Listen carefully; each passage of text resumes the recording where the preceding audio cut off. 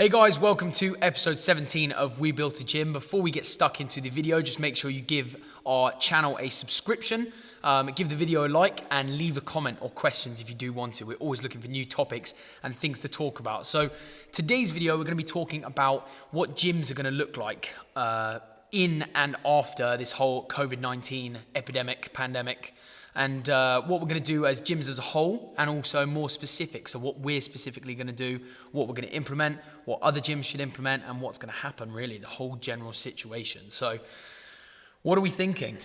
I think it's important that we put out there that we don't have any secret information. You know, we don't have kind of like spies or moles in the government, but looking at what's happened in other countries and the suggested lockdown easings, we can look at a likely picture. Yeah, just seeing like general trends and stuff like that from other countries, and you know, things that will likely happen here in the UK. And trying to be positive. Yes. And actually, not be doom and gloom. Of course. I think looking at China and gyms have opened in Spain, there are ways around this. There are ways forward. I think we're really capable of implementing them here. I think there's going to be just a set of standards that everyone has to adhere to. Yeah. And then there'll be specifics below that will be specific to each facility, I think. Yeah, sort of apply to different types of gyms, when obviously gyms don't just come under one bracket. You know, you have commercial, independent, you've got things that are affiliated with CrossFit gyms, so CrossFit boxes, you know, smaller gyms that are focused around like one sport or a couple of sports. And, you know, gyms that are really spaced out, like athlete facilities, and then gyms that aren't so spaced out, like commercials, where they pack a lot of kit in together. So it'll be interesting sort of to what happens to those specific types of gyms and how we can sort of figure out a way around it, really. I think that all gyms will have to do things like have equipment 2 meters apart and to enable social distancing. I think all gyms will have to have, you know, increased cleaning protocols. So as you know, we have a really intense daily cleaning checklist. Everything in the gym gets cleaned every day.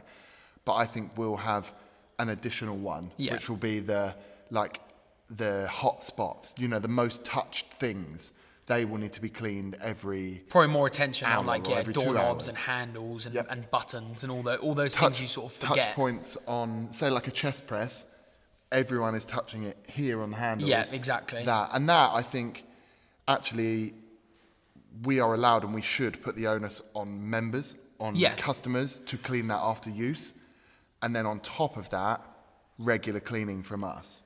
I think both of those combined. Global responsibility, that's like the main thing about it, isn't it? You know, it's all well and good just putting it all on the businesses or all on the government, but people actually have to, you know, be proactive with it as well. And the places where people have been more proactive have obviously avoided it more. So I don't see why we can't do that. I think it'll be pretty easy to implement on top of what we already do. So, and I saw a thing where people were talking about, you know, local businesses and saying in this kind of culture of naming and shaming and everyone being on a soapbox, they were saying actually, like, when we get back to some semblance of normality, don't be the guy that finds a mistake, takes a photo of it and names and shames the business. Yeah, 100%. Don't get onto the Facebook group and be like, look at this butcher's, but find the mistake, go and speak to a member of staff. Yeah, that's speak it. Speak to the owners, talk about why, you know, did you know?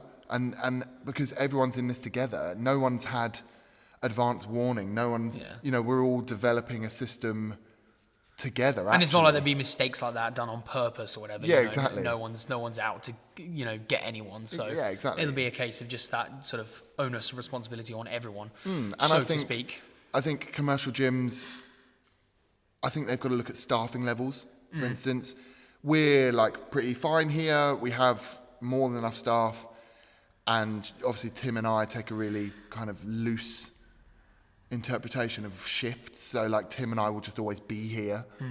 So, you know, like that'll be fine. But you've got to think about gyms where, for instance, unmanned hours. So like a 24-hour gym. Yeah. How are they going to maintain that regular cleaning at 3 a.m? So will we see the trend of 24-hour gyms reducing?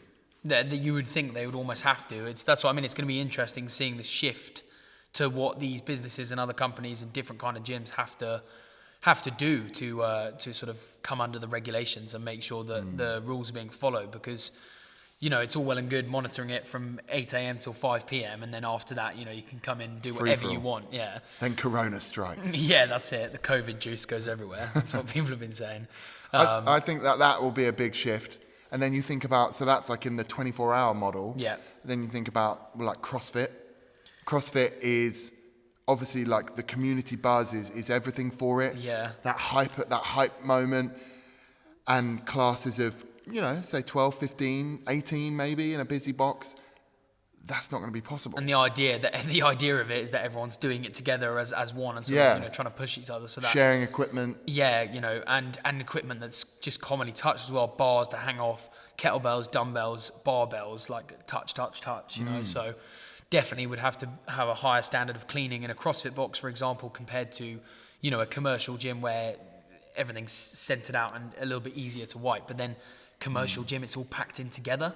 Yes, that's very true, actually, yeah. You know, and I think with the CrossFit people, I think that's a challenge for their owners that some of them will really rise to and come up with really innovative ways. 100%. And some may struggle. And the same with commercial, where you've got lots of, you know, when you're really catering to a vast audience, you have, for instance, machines that a gym like us, I'm not saying we turn our nose up at them, but we wouldn't have. So you've got a lot of machines in one small space that you've tried to cram as many as possible in. Well, how are you getting those 2 meters apart? That's a challenge that you've got to look at. I did see in other countries they were doing so they had, for example, 6 treadmills and they only had 3 in action. So it was treadmill, that one was out of order, treadmill, that one was out of order. So something like that. But then it's like, obviously you could be cutting off half of the equipment in the gym. Well, exactly. What if I really want to work on my adductors? That's it, you know, and someone's there on the leg extension. You're like, bro, I've got to get my adductors big. So how am I going to adduct with you there? I think that's going to be really interesting to see how different companies and different owners and different managers respond to it. The CrossFit thing, I think, and I've seen videos on it talking about, you know, CrossFit box owners talking about solutions that they might implement. Things like no group classes, but group programming still available and people doing it individually in time slots. And you think that's great because this is going to be about offering anything you can. Yeah, 100%. But then, I come to my 6 p.m. CrossFit class because I really like the group thing. And is that going to ruin the group thing for me? It's like on paper, the plans look good, but they might not, you know, manifest themselves properly when they're executed. So that's the thing, that could be true for any of us. Yep, absolutely. But we do have some stuff in place, and we've got some plans, or at least, you know, some 100% temporary stuff in place. From our point of view, I think there's kind of a few steps. We've already done some of them. So step 1 was obviously online classes. Yeah. Online classes up and running, and actually they're a really good time. We all feel less awkward on camera each week, which is good, and people are working hard, tuning in. And it's just good to see people chatting. It is, yeah. It's been decent getting it going and having a little variety back in. It's really sort of boosted a lot of the members who are joining in, I think, and gives you a taste of that normality. Like we said last week, like just brings things that one step closer to sort of being open and being back to glory, normal, so to speak. So yeah, and I think we had a question from Essie. Essie asked us, with online classes, will we be recording them so that people with tricky commutes and stuff like that can access them? So the answer is that we're looking at long-term options for online classes. So if online classes are something that you guys want long-term, then we're going to offer them long-term. And if that is the case, yes, we will record them. We'll have them hosted up there so that people can tune in at their own leisure, like when they're back from work. Because I know that'd be good. Essie has like a really hard commute to London, so she's often back at like 7:30, 8 o'clock at night. And can't make the 6 Metcon, for example. Yeah, exactly. So I think in all likelihood, we will be carrying on with online classes. And that means that, yes, they'll be available. I think if there's something people want and we can offer them, why not? Yeah. We've got to look at logistics ourselves and how, when the gym's up and running, how we will record them or where we'll do them. Yeah, of course. But, you know, everything's a possibility. And if it's been popular and there's demand for it, then why not? You know, that's the interesting thing about this the stuff that's been going on is businesses that have had like extra demand for things that just weren't demanded before. So it's cool to be keeping up with that kind of thing. So that's something we'll look into. And I think actually that's been our attitude with everything. Yeah, absolutely. Like when we were open, if people want it, we put it on. Yeah. Want this shoulder rock? Sure. Here it is. No one wanted the shoulder rock, apart from me. You did. I think the next step after that would probably be something, I mean, this is more of a prediction, as you said at the beginning, we're not secret inside agents of the government, we don't know, but you would assume a predictable next step would be something along the lines of being able to do outdoor group classes, whether it be in restricted numbers or something outdoor with a bit more equipment than they've recommended at the moment. Yeah, I think if people are playing golf outside at the moment, exercising outside, I think a next logical step is that. Yeah. And I think we're lucky because lots of our equipment, we can just open our big doors, pick it up and carry it outside. Yeah. So we can do outdoor Metcons in our car park. I mean, it's going to be restricted numbers. Of course, yeah. And then it's not just going to be a free-for-all. We've talked about potential scenarios where do we run them as a confined class, contained class, and then the next class starts X time, blah, blah, blah. Or do we split them into two groups? Yeah. So, for instance, like every Metcon, just say there were half an hour rather than now. The first 15 minutes is strength work. The last 15 minutes is like just conditioning work, right? Well, could you have one group doing the strength work while one group does the conditioning? Oh, conditioning, leave and go home. Strength, go to conditioning. New group start on the strength and have that constant Oh, sort of that churn. feed, yeah, exactly. I don't know. That might be possible, but it might be a struggle with numbers. Be fun to play around with regardless though, like sort of coming up with some different ideas that are going to work and suit the needs of both like government regulations but also get as many people as we're allowed to involved and back to doing it. You want to provide value. You want to give something and actually have something to do yourself. And I think 100%. that with the outdoor Metcons, I think maybe either at the same time or later on, but close to it, maybe we can have like free play sessions where the equipment that we can take outside, like obviously we're not taking like the belt squat outside. Obviously we're not taking I'm not carrying that again. The cables outside, yeah. But like we'll have squat racks out there, weight plates, barbells. We can have dumbbells, kettlebells, cardio, things like that. Maybe people can book in. We'll have dedicated times allocated for free play.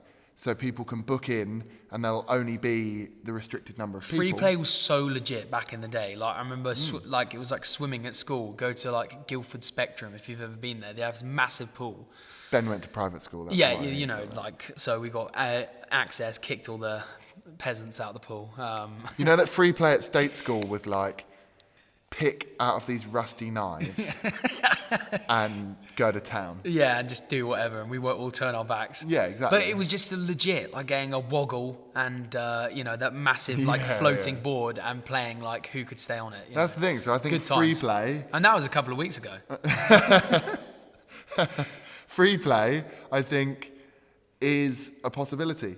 That'd be that good. Comes with potential hazards. Like people monopolizing it and things like that, but we can talk about that later. It comes with more responsibility on the members and customers and clients, like we said, But if we can do it... we can do it, cool. But obviously it requires everyone playing their part kind of thing. And then after that, the big thing we all hope for, which, touch wood, I think we're looking at kind of early, mid-July, all being well, maybe, is opening again, but with restrictions. Yeah. That's going to be restrictions on... I don't think our opening hours will be restricted because we're manned for every hour. I think it'd be the unmanned gyms that would face issues there, but we are staffed fully, so as long as we can maintain I think restrictions on the number of people in the gym at one time. Yeah.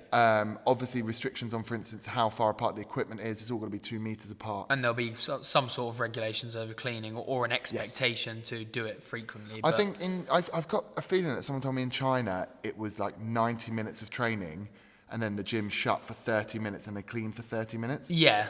And then like a new block of 90 minutes training starts, clean for half an hour. And like that ratio goes on, yeah. But whether that happens, I don't know. I think we'd be ready for it either way. Like, our equipment is we're lucky enough that it's relatively spaced out anyway. Yep. It's all quite portable, like you said. And we could easily be quite on top of it, in terms of keeping everything apart, keeping people apart, having the restrictions monitored. We've talked about obviously Tim and I are talking about every scenario and how we would tackle it. So we've talked about potentially people coming in through the front door and leaving through the fire escape. Yeah. So that you don't have that like close proximity there. We've talked about kind of moving equipment around. So that we can have like zones and areas and easy kind of like corridors, you know, to travel between different things. Quite easy in here because of obviously the floor space and the way the matting is. Get some yellow tape. And, you know, you can easily signal it to people. 2 meters distance, well, every floor square is a meter. Yeah, so it's so easy to keep measure squares. it out. Yeah. I think for anyone that knows the gym well, you might think that our cardio equipment is quite close together. That is true. So the plans with that is like maybe the watt bikes go upstairs. Oh, I was hoping you were going to say get rid of the treadmill. In the bin. You know? The treadmill goes in the bin. Or the assault bike. I'm never going on that again. We're looking at moving our ski ergs round the corner, spreading everything out there. Yeah. And yeah, we can just move things into the middle of the gym. We treasure our open space, but needs must. So to facilitate the most amount of people, we can move things into the open space.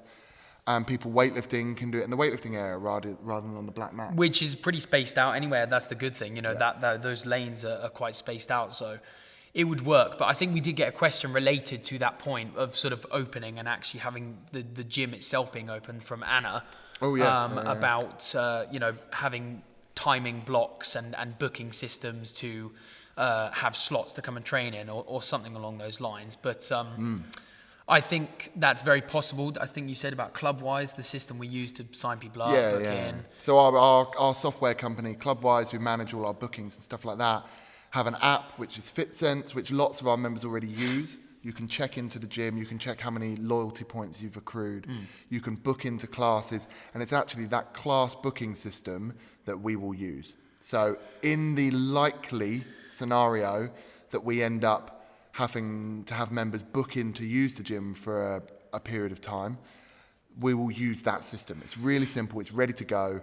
We will just add, say it's a 90-minute session, we will add 90-minute sessions everywhere, and people will just be able to log into their app, book in, and attend their session. With the number of people, and it shows you the number of people that's there, and then obviously you can add yourself as a reserve, so if someone drops out, you know, they can, and actually, so good, it's so things easy. like that. Like, we've always been very, very chilled out with people booking in for classes and not turning up. We've never kind of applied a discipline system. Like, I know some gyms have done things before where, you know, if you miss 3 classes, you can't do classes for a week, or you almost become like a punished member. Like, and I'm not like blacklisted. I'm not critiquing that, because if it works for them, it works for them. It's just never been necessary here. Yeah, of course. I think in this scenario, something like that would have to be put in place. I think there will be limits, for instance, on how long you can train. I think that will be set by the government. Yeah. But I think limits of number of sessions, you're not, you know, like, with all fairness, you're not going to be able to be a powerlifter who's saying, well, I need 6 sessions a week. And if there's availability, why not? But as anticipated, it will be hotly contested. You're going to have to reduce your training and actually take the positive outlook that we're back. We're training again. Exactly. Look at the positives. We're going to have to be fair to everyone as well, like you said. So I think it'll be a good thing for, you know, people who are coming in doing their different training styles, whether it be powerlifting, you know, CrossFit workouts. Like, you're going to have to scale things down, be more efficient, reduce reduce rest times, you know, have a bit less volume, like talk to your coach. If you're programmed by me, talk to me, we'll adjust things. You know, if you're doing CrossFit and the EMOM's 20 minutes or whatever, take it down to 10 minutes, do a couple of those. Really easy to just scale down those things and make everything a bit more efficient. You know, warm up at home. Don't come into the gym and spend half an hour foam rolling, warming up, whatever. Make sure you do that at home. Then you can maximise your time. You could do the primary school thing. You could park and stride. So when they try and reduce traffic at primary schools, they do this thing called park and stride, where it's like park a 10-minute walk away and walk. So people could park at Passfield stores, get a belly buster, and then walk to the gym. I think that defeats the object, I'd do that. I mean, that's all well and good saying it's like I'm crashing into the school with the car. I'm here. Let my kid learn. No walking. Like something like that. And actually, Jono had a question, which is basically, how are we going to manage a limited number of people? Will our app do that? Yes, as we said, there's restricted numbers on a class. So when it's full, and there'll be a waiting list. But actually, I think it's a shared responsibility. Yeah, just like the cleaning and the distancing and the measures put in place, it's going to be on everyone to be fair. You know, if you've booked in, turn up. If you don't want to come anymore, you can't attend anymore, make sure you cancel your slot. You know, don't be asking to spend 4 hours in the gym because there's going to be other people who want to train. It's on all of us. But Ben, my 4 sets of bench take me 50 minutes. How? You need to adapt. Yeah, you're going to need to be efficient. I think, have you seen that thing going around about the shopping trolley? About, it's like there are like 2 people. One is the kind of person who like, so you've used a shopping trolley, you're at your car, you've loaded your bags into your car, you've got your empty trolley. You have a choice. You either take your trolley back or you don't. You either take it back to the little hut or whatever. Or you leave it, you abandon it. And the whole thing, the meme is about the fact that there's no punishment. If you leave your trolley, there's no fine. Yeah. All there is just that moral decision of, should I tidy up after myself or should I say, screw it? Essentially, yeah, that's it, yeah. And that, I think, is actually true of this whole thing of when we're back in the gym, do you put your trolley away or do you not? Do you clean up after yourself or do you not? Do you look after yourself and book in for as many sessions as you can, not turn up, not cancel them because screw it? Actually, this is going to help us all develop a bit of moral fibre. Yeah, for sure. Think of others. And yeah, come together. Like we've all come together during this time when the gym's closed and other businesses have closed, you know, people ordering and supporting local businesses and all that kind of stuff. Why, when it all reopens, go back to... Abandon it. Yeah, abandon that whole moral attitude and, you know, the positivity surrounding it and go to like a free-for-all, dog-eat-dog, all for myself kind of thing, you know. Yeah, exactly. So it's on all of us, but I don't see why we can't make it work. And I think it's going to be great, you know, taking on the challenges of opening up however we're going to be told to open up and you know, getting everyone back in. Just get going, yeah. Yeah. I think, and that, the message from Tim and myself is that we're ready. Lots of those, so for instance, the booking system with booking in for slots and outdoor Metcons, we actually had that ready to go when lockdown happened because we thought that it might be lockdown, but you can do that. So we were ready with that then. We have planned out every scenario. We've planned in over the next few weeks our stages of maintenance that we've got left, our cleaning procedures again, how we're going to space things out. We're ready to go, and we're just going to action that so that genuinely the moment that the government announce it, we can open the doors. We've got a whole thing coming up which we'll release to members in the next few weeks of like a video series on how to get back into training and stay injury-free or as injury-free as possible. You know, like things to help so that we can coach people into training again rather than people feeling intimidated and not knowing what to do, or the opposite, coming in and maxing out, you know, and just tearing a pec or something. Please don't. Please. So yeah, we're ready is the message, which is good because we've had nothing else to do with our time. We've missed you. Wanted to finish with some questions. So we had a couple of questions in that we filtered and got into the video already. So we had Essie's question, Anna's question, and Jono's question. Now we've got a couple of more kind of whimsical questions that we're going to answer. Light-hearted. Yeah. So the first one was, would you rather have out-of-control body hair or really bad BO? I mean, how can you answer that when you've already got both, you know? Yeah, you do stink. I'm joking. Anyone that knows me knows that my personal hygiene is pretty good. I do have out-of-control body hair, but, you know, we won't talk about that. Maybe I'm half gorilla. Yeah, Veet is like my best friend. Veet for men. But do you think there's a difference between Veet and Veet for men? Is that sexist packaging? I think so. I mean, you gotta get both, you know, if you really want to make the most of it. Control it, yeah. Out-of-control body hair or really bad BO? Probably the body hair because you can cover that up easy. Whereas BO, like everyone, and like nobody likes one BO. Of them's a problem for you, the other one's a problem for everyone else. Exactly, yeah. I would say put your trolley body away. Hair. Have bad body hair. Yeah, yeah, that's it. You've got to go with the body hair because there are ways to manage that. Really bad BO, like, that's the worst. It is the worst, yeah. You know, and the worst is when they don't know it. Ugh. And the second question we had was, would you rather snitch on your best friend or go to jail in their place?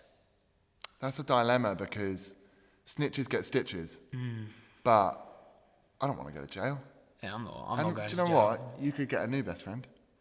They'll get a new best friend in jail. There you go, Maybe like they meet them in the shower. It might not be good for them, especially if they drop the soap, but...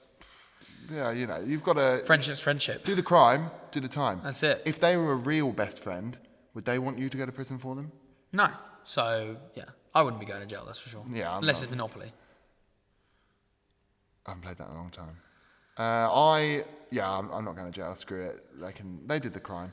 Maybe it was an enjoyable crime, So they've enjoyed it. Now they've got to suffer. That's my verdict on that. So, message of the video is this week, there's going to be changes as expected everywhere. We're all queuing up outside Tesco's, remembering the good old days when we used to just cram in through the doors. When you used to pop into a supermarket. Oh, those were the days. Good days, though. Subway's back at my local Tesco's. And if you buy 1 foot long, you get one free. Filth. So there will be changes. The message is we're ready. We're ready. We're good to go. And as soon as they get announced, we'll roll with them. We're going to look at, for instance, with the outdoor stuff, look at how we can implement what's out there. So outdoor PT is already happening. Yep. One step closer. But that's us wrapped up for episode 17. Nice to see you guys. Take care. See you soon. Bye. Bye, guys.